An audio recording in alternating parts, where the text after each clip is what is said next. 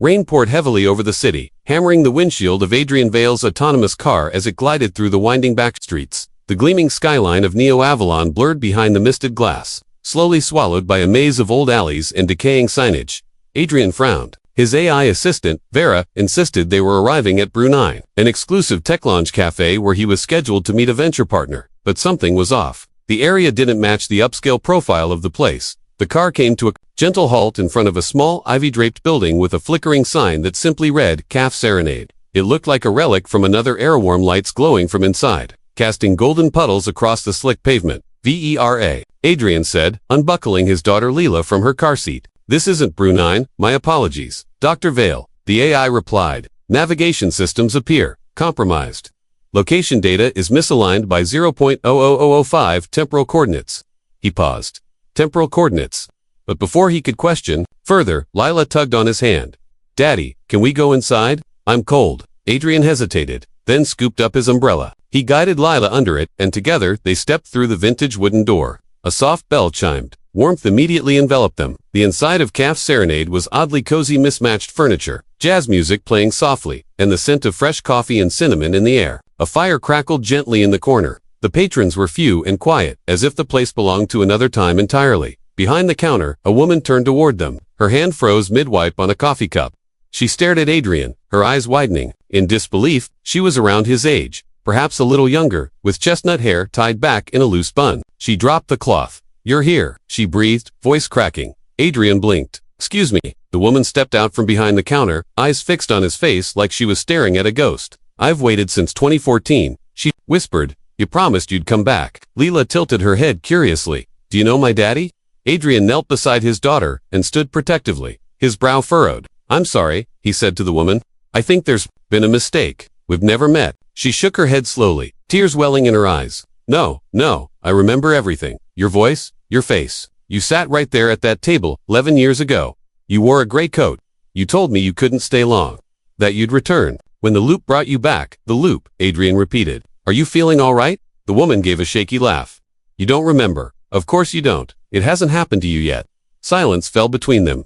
Adrian looked around. None of the other customers seemed disturbed. It was as if time had slowed around them. He glanced again at the wall. Sepia-toned photos lined the cafe, and one of them caught his eye. His heart skipped. He walked up to it. There he was, in the photo wearing the gray coat she'd just described. Sitting in that exact cafe. Next, to her, the date on the photo said June 2nd, 2014. Adrian stumbled back, pulse quickening. This is impossible. The woman stepped closer, her voice gentler now. You told me this would happen. That one day, you'd walk in here not knowing me at all, but you said I'd know what to do. But I had to wait. Adrian felt Leela's hand slide into his. She looked up at him, whispering, Daddy, what's going on? He didn't have an answer. Not yet. All he knew was that he hadn't just walked into the wrong cafe, he had walked into something far more mysterious, something written in time. Adrian stood frozen, his gaze flickering between the photograph on the wall and the woman in front of him. The storm outside faded into muffled echoes as the reality inside the cafe pressed against his mind like a dream half remembered. Lila clutched his coat, sensing the strange energy in the air. The woman Ella, as her namatag now back, as if giving him space to breathe. I know this is overwhelming, she said gently, but please, sit down. I can explain what I know, or at least, what you once told me. Adrian hesitated, then guided Leela to a booth near the fireplace. Ella brought over a tray with 3 mugs of hot cocoa. The kind Leela liked, extra marshmallows, cinnamon sprinkled in a heart shape on top. He hadn't said a word about her preferences.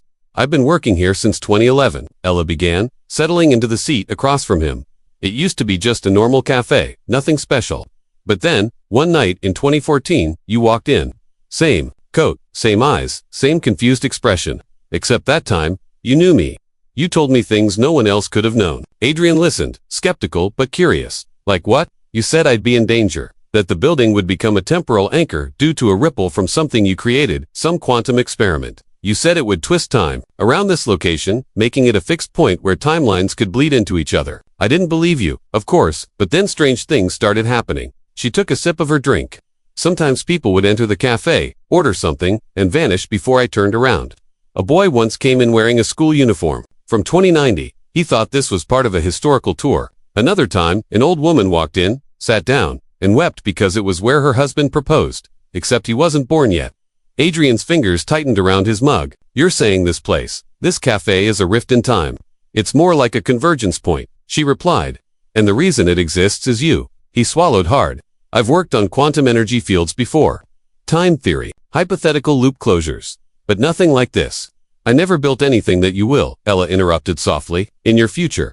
But for me, it's already your past. You told me you were trying to fix something. That you had made. A mistake. You said if you could stabilize the rift, you'd return to me. But not the version of you I met. The next one, Lila had gone quiet, her eyes wide as she looked at the photo again. That's really you, Daddy. Adrian couldn't deny it. The resemblance in the photo was undeniable down to the mole under his left eye. He hadn't taken that photo. Not yet, but it existed. He looked up. If this place is tied to me, why don't I remember any of it? Not even dreams or visions. Ella shrugged slightly. You said memory was unstable across timelines. That versions of yourself might not retain the same events. But you told me the cafe would draw you back when the time was right. How long have you waited here? He asked. 11 years, she said, eyes misting. Working the same shifts, watching people come and go, wondering if the next person through the door would be you.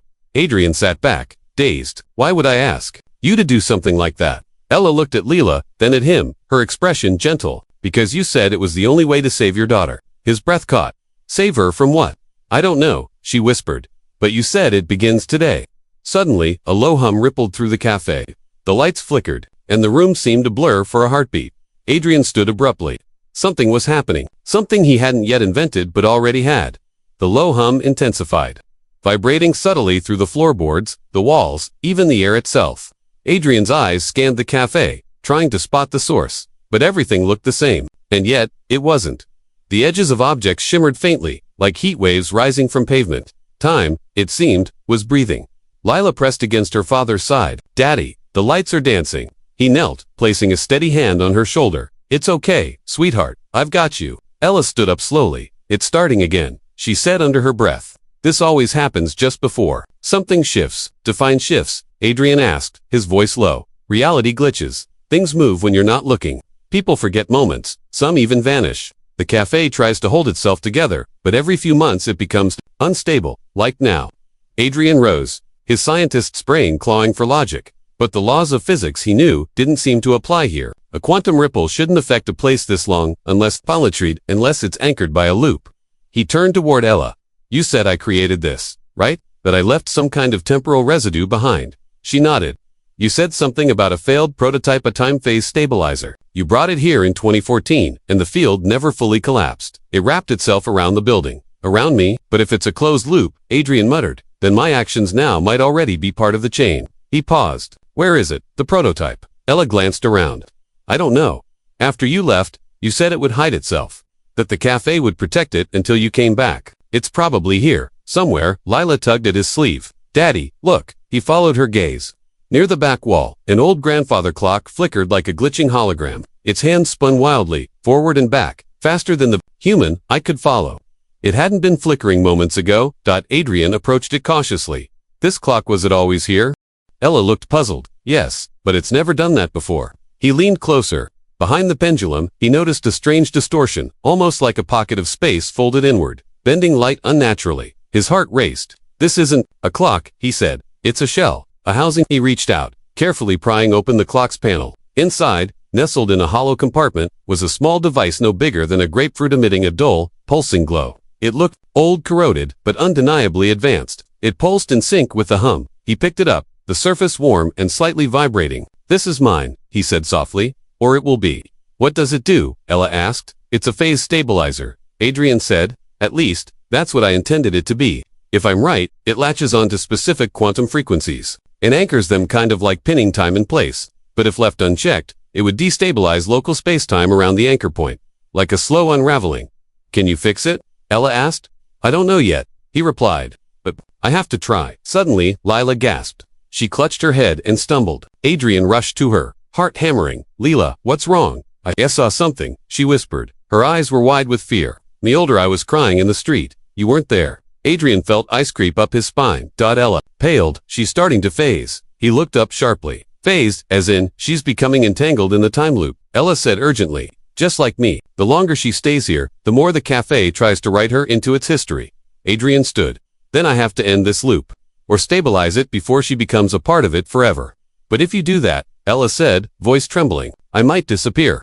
Adrian looked from the device in his hand to Ella, then to his daughter. Time was no longer theoretical, it was personal. The cafe had grown eerily still, like time itself was holding its breath. Adrian stood in the middle of the floor, holding the damaged phase stabilizer like a ticking bomb. Every instinct in his mind screamed for caution, but the weight of his daughter's terrified eyes made hesitation unbearable.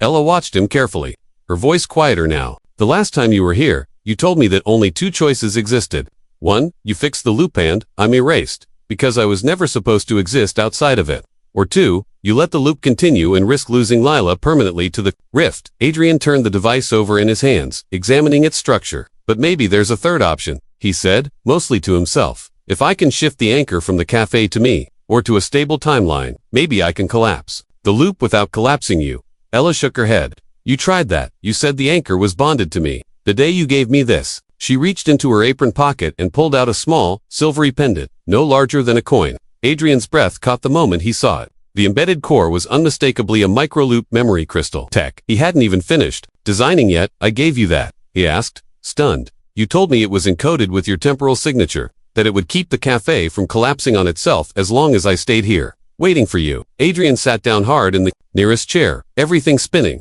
This place isn't just an anomaly, it's a safeguard. Ella nodded. But it's breaking down. You said the stabilizer would eventually degrade, and when it did, time would begin tearing at the seams. You also said it was never meant to hold this long. Just then, the cafe flickered, tables momentarily vanished. Chairs shifted positions, and for a second, Lila appeared across the room instead of beside him. She whimpered, holding her arms tight around herself. I saw her again, she whispered. The other me, she said. I get lost. Adrian's heart dropped. No, I won't let that happen. He grabbed the stabilizer and opened a compartment in its core. From his coat pocket, he pulled a sleek pen-sized tool and began adjusting the circuitry with shaking fingers. I'm going to rewrite the anchor's parameters. I'll move the loop's convergence point away from you. Ella, if I sync it to a fixed timestamp outside this cafe, somewhere neutral, it might reset the distortion. But that'll collapse the echo, Ella said, won't it? Yes, Adrian admitted. But if I time it right, we can jump out before it seals. And me, she asked, voice tight. Will I still exist? He looked at her, then at Lila. His mind raced through equations, timelines, possible paradoxes. Then he had an idea. The crystal you're wearing, if it holds a full backup of my temporal signature, then I can transfer your consciousness to the corrected timeline just before the collapse. It's dangerous and untested, but it's possible. Ella stared at him, emotions storming in her eyes. You'd do that. Risk yourself for me. I already did, he said. In 2014, he pressed a sequence on the stabilizer. A sharp tone sounded. The air around them shifted. You have 60 seconds, he said. Hold Lila's hand. Don't let go. As the walls of the cafe began to unravel, becoming shimmering waves of static and memories, Adrian placed the stabilizer on the table. Light burst from light pale blue, pulsing like a heartbeat. The pendant around Ella's neck glowed in sync. Time split open. Adrian reached out, grabbing Ella's arm with one hand and Lila's with the other. Now, he shouted. And the world fell inward. Silence. At first, that's all there was. Infinite, pure, quiet. Then came warmth, light, a soft breeze carrying the scent of morning coffee and fresh pastries. Adrian opened his eyes slowly, blinking against the golden sunlight pouring through a tall glass window. He was no longer in the cafe. Not that cafe, at least. He sat on a bench in what looked like a brand new version of Caf Serenade, except everything was modern, open, and bright. The old wooden walls had been replaced with eco-glass panels. The flickering lights and faded wallpaper were gone. Soft jazz still played in the background, but it was richer now, fuller, real. And then he heard her voice. Hey, you made it. Adrian turned his head slowly. Ella stood at the counter, dressed in a crisp white blouse and a charcoal apron embroidered with her name. She looked exactly the same, but also lighter, brighter, as if the weight of waiting had finally been lifted. She held a steaming mug in one hand and walked over with a warm smile that tugged at something deep inside him. You remember now, don't you? She asked. I remember everything, Adrian said quietly, standing to face her. The cafe, the loop, the time we lost. Ella held out the mug. One cinnamon latte. You always said that's how I'd know you were really back. He took the drink from her with a smile, and Lila, a voice interrupted before she could answer. I'm right here. Lila ran toward them from a small reading corner near the window, where a few children were seated on beanbags flipping through picture books. She jumped into Adrian's arms, and he lifted her effortlessly, holding her close. I had the weirdest dream, Lila said. I was in a place where things kept disappearing. It felt real. Adrian kissed the top of her head. It was real. But it's over now. Ella stepped closer, watching the two of them with soft eyes. When the loop collapsed, the stabilizer forced a merge, she explained. Instead of destroying either timeline, it rewrote a new one. A stable one. I woke up here a week ago. I've been waiting for you both to catch up. You remembered me even before I arrived, he asked. I remembered everything the moment this place rebuilt itself. And I remembered you. Her voice wavered slightly. All those years weren't wasted. They led us here. Adrian set Leela down and looked around. Everything felt grounded. Time didn't hum anymore. No more flickers. No more loops. Just, life real and present. I don't know how long this timeline will hold, he admitted. But if it's mine too right now, I want you in it. Ella reached out, taking his hand. You already wrote me in. You just didn't know it. Just then, a gentle chime rang as a customer entered the cafe. Business was starting for the day. People flowed in, some regulars, some curious newcomers. But to Adrian, the entire universe had just narrowed to this moment. To this second chance, Lila tugged at Ella's hand. Do you want to come with us today? Daddy's taking me to the planetarium. Ella smiled. I'd love to. Adrian glanced around one last time. The new cafe felt like home, but not because of its design or aroma, because they were together. No longer ghosts of different timelines, but part of one shared story. As they stepped out into the warm sunlight, Leela skipping ahead, Adrian and Ella hand in hand. It wasn't time or technology that mattered most. It was love, finally catching up.